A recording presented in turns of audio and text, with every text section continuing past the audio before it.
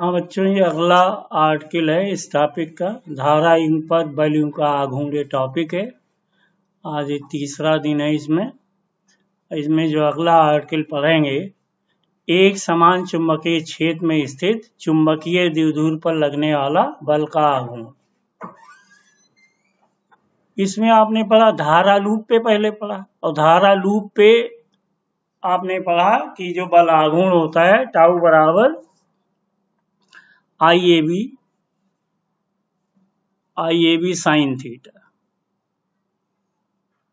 IAB sine theta एक cos लिखा हुआ है, इसको करेक्ट कर लीजिएगा। Tau equal to IAB sine theta.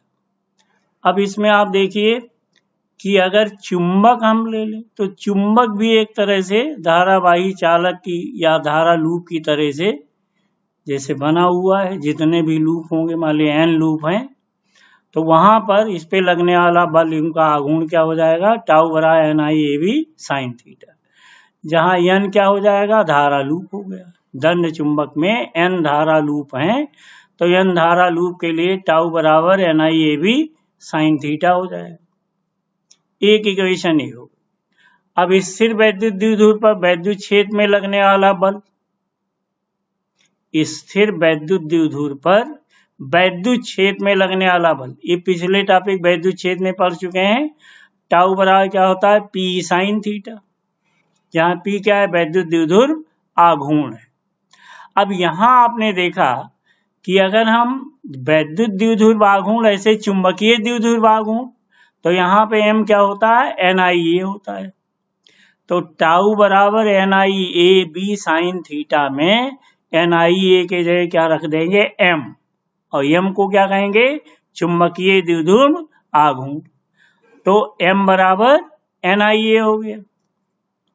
तो अतः दंड चुंबक पर लगने वाला बल इनका आघूर्ण टाउ बराबर MB साइन थीटा, ये हो गया। अब चुंबकीय द्विध्रुव आघूर्ण M हो गया, तो टाउ बराबर MB साइन थीटा। अगर साइन 90 है, थीटा 90 डिग्री, तो साइन 91, तो torque maximum equal to MB, या M बराबर टाउ मैक्सिमम अपान B। अगर मैग्नेटिक फील्ड एक है, यूनिटी है, तो M क्या हो जाएगा, टाउ मैक्सिमम। तो क्या डेफिनेशन हुई, अतः किसी चुंबकीय द्विध्रुव का चुंबकीय आघूर्ण वो बल आघूर्ण है जो इस द्विध्रुव को एकांक व एक समान चुंबकीय क्षेत्र में क्षेत्र की दिशा के लंबवत रखने पर द्विध्रुव पर लगता है। उसको क्या कहेंगे, वैद्युत द्विध्रुव, चुंबकीय द्विध्रुव आघूर्ण। ठीक है। M बराबर टाउ मैक्सिमम 90 डिग्री पर अगर है क्षेत्र से। अगला पेज है, इसमें चुंबकीय द्विध्रुव आघूर्ण के मात्रक और विमान। M बराबर टाउ मैक्सिमम अपान B के मात्रक। तो टाउ मैक्सिमम न्यूटन मीटर होता है, और B क्या होता है, न्यूटन पर एम्पियर मीटर, पर एम्पियर मीटर। तो क्या आ जाएगा, एम्पियर मीटर स्क्वायर। तो M क्या हो गया, L स्क्वायर A। M बराबर L स्क्वायर A, ये इसका विमीय सूत्र हो गया। अगला आर्टिकल देखेंगे, पढ़ेंगे, परमाणु में परिक्रमण करने वाले इलेक्ट्रॉन का चुंबकीय द्विध्रुव आघूर्ण। क्योंकि इलेक्ट्रॉन भी गति करेगा, उसमें धारा प्रवाहित होगी, और magnetic dipole movement of revolving electron in an atom. देखो एक इलेक्ट्रॉन दिखाया गया, इसका चार्ज G है, वेलोसिटी B है, जिस सर्कुलर पाथ पे मूव कर रहा है उसकी त्रिज्या R है। तो पहले इलेक्ट्रॉन का वेग B बराबर ये इलेक्ट्रॉन का वेग, E इलेक्ट्रॉन पे आवेश, I क्या होता है, Q बाई T, तो यहाँ E बाई T हो जाएगा। तो आवर्तकाल T बराबर 2 पाई R अपान V। तुल्य धारा क्या होगी, I बराबर ये अपान 2 पाई R अपान V, तो ये होगा EV अपान 2 पाई R। इसमें देखिए इस टॉपिक में कई न्यूमेरिकल भी हैं जो इससे लगते हैं। I बराबर EV अपान 2 पाई R, जहाँ E इलेक्ट्रॉनिक चार्ज है, V velocity of electrons, R radius वृत्ताकार मार्ग की त्रिज्या। अब धारा लूप का क्षेत्रफल अगर सर्कुलर है तो पाई आर स्क्वायर, तो कक्षीय इलेक्ट्रॉन के कारण चुंबकीय आघूर्ण क्या हो जाएगा, एम बरा आई है, तो आई की वैल्यू रखो ईवी अपान 2 पाई आर, ठीक है। और ये क्या हो गया, पाई आर स्क्वायर, तो ये वैल्यू क्या हो जाएगी, देखिए पाई पाई कट जाएगा और इसमें एक आर से आर कट जाएगा, एम बराबर ईवी आर अपान 2, ये क्या आ गया, चुंबकीय आघूर्ण एम बराबर कोई इलेक्ट्रॉन से उसके लिए formula m equal to e v r by 2, ये आपका पहला समीकरण हुआ। अच्छा, कोणीय संवेग जे बराबर आई ओमेगा, ये फर्स्ट ईयर पढ़ा होगा, जे बराबर आई ओमेगा, आई क्या मूवमेंट ऑफ इनर्शिया, ये होता है एम आर स्क्वायर, आई बराबर एम आर स्क्वायर और ओमेगा कोणीय वेग वी अपान आर, तो क्या होगा एम बी आर, तो जे कितना हो गया, कोणीय संवेग बराबर एम बी आर, ये सेकंड इक्वेशन, और फर्स्ट सेकंड को डिवाइड कर दो तो m by j equal to e b r by 2 upon m b r, तो ये हुआ ई अपान 2m, ये तीसरा इक्वेशन है। अगर इसको वेक्टर फॉर्म में लिखें तो m vector m equal to e upon 2m और वेक्टर j, ये इसका वेक्टर फॉर्म। ये आर्टिकल इंपॉर्टेंट है, इस पे न्यूमेरिकल भी पूछे जाते हैं, थ्योरी का डेरिवेशन भी पूछा जाता है। अगला है इसमें, अगला आर्टिकल है बाह्य चुंबकीय क्षेत्र में चुंबकीय द्विध्रुव की स्थितिज ऊर्जा, potential energy of a magnetic dipole in an external magnetic field.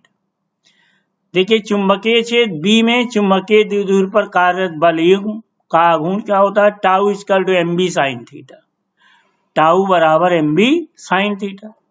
अब वैद्युत द्विध्रुव को इस स्थिति से अल्पकोण डी थीटा घुमाने में किया गया कार्य क्या हो जाएगा, डी डब्ल्यू इक्वल टू बल आघूर्ण टाउ इंटू डी थीटा, और टाउ बराबर क्या पढ़ा आपने, m b sine theta into d theta.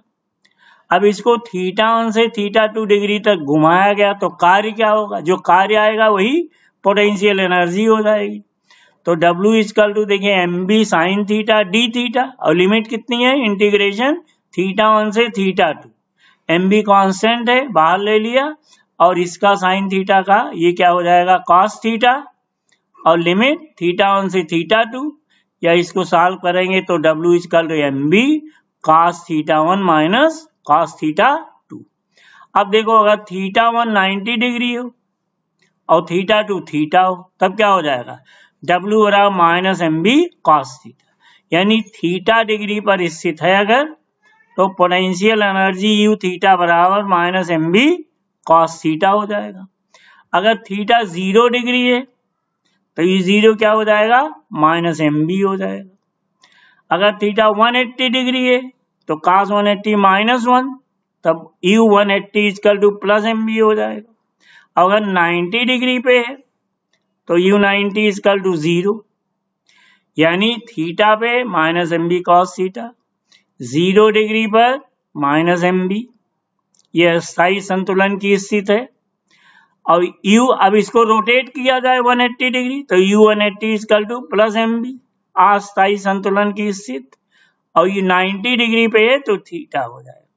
जैसे आपने उसमें पढ़ा था वैद्युत द्विध्रुव में, वहां पे यू थीटा निकाला था minus P cos theta, you 0 उसी तरह से।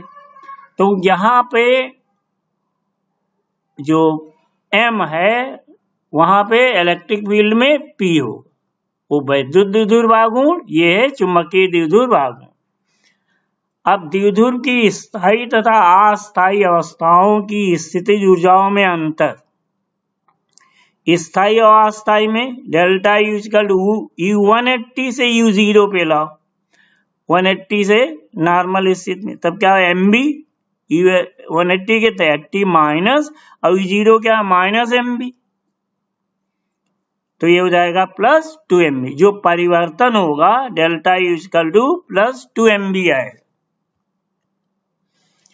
अगला लास्ट आर्टिकल है इस टॉपिक का, चुंबकीय द्विध्रुव के कारण चुंबकीय क्षेत्र की तीव्रता अक्षीय स्थित, जैसे वैद्युत द्विध्रुव के कारण वैद्युत क्षेत्र की तीव्रता, ऐसे चुंबकीय द्विध्रुव, वहां पे पॉजिटिव नेगेटिव चार्ज होते थे, यहाँ पे दो पोल्स होते हैं। एक धन चुंबक लिया गया Sn है, जिसकी प्रभावकारी लंबाई 2L है, चुंबकीय आघूर्ण m है, और इस चुंबक के अक्ष पर एक बिंदु P है, जिसकी चुंबक के मध्य बिंदु से दूरी स्मॉल r है। बिंदु P पर चुंबक के कारण उत्पन्न चुंबकीय क्षेत्र का जो फार्मूला होगा, जैसे B बराबर वहां क्या था 1/4πε0 इलेक्ट्रिक फील्ड में, यहाँ पे कांस्टेंट μ0/4π, वहां आया था 2pr, यहाँ पे 2mr आ जाएगा, r square minus l square whole square newton पर एम्पियर मीटर। और μ0/4π क्या होता है 10⁻⁷। अगर r की वैल्यू बहुत ज्यादा हो, r is very very greater than l, तो b बराबर μ0/4π 2m/r³। तो ये इस तरह से आपका ये फार्मूला हो गया अक्षीय स्थिति में।